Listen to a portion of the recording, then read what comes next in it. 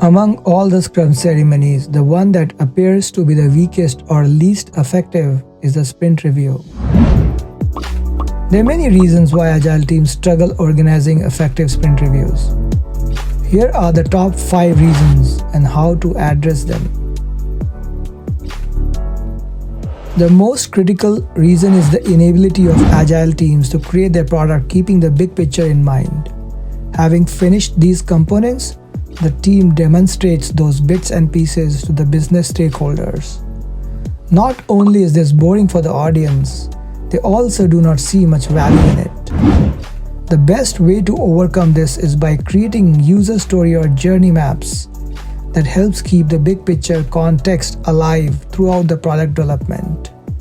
Using such maps, product teams can easily chalk out releases, keeping the core functionality visible. The second most important reason for sprint reviews to be not attended by senior leaders or relevant stakeholders has to do with the language used during the demo.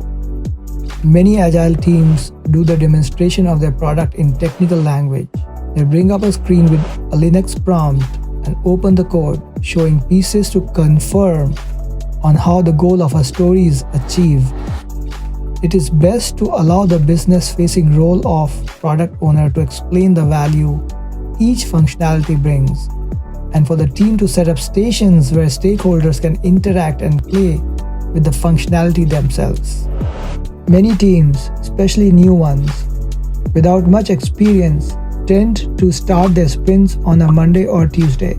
This results in sprint review falling on Fridays or Mondays, ideally the last day of a sprint.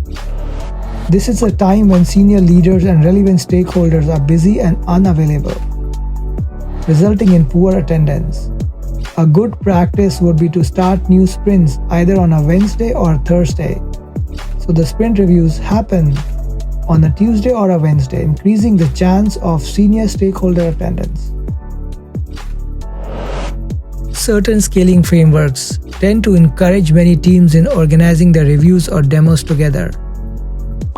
I have seen such teams sitting in big conference room for hours together doing their sprint reviews. This is a painful sight to see, especially so because most of these teams are component teams. They do not have much understanding of how each other's work contributes to the bigger product. It is difficult to visualize senior leaders and business stakeholders sitting in such reviews for half a day. Component teams should align their work and integrate to valuable functionalities before doing the collective demo.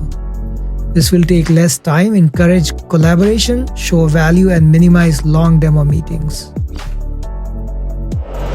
Lack of proper engagement of key stakeholders also results in poor attendance.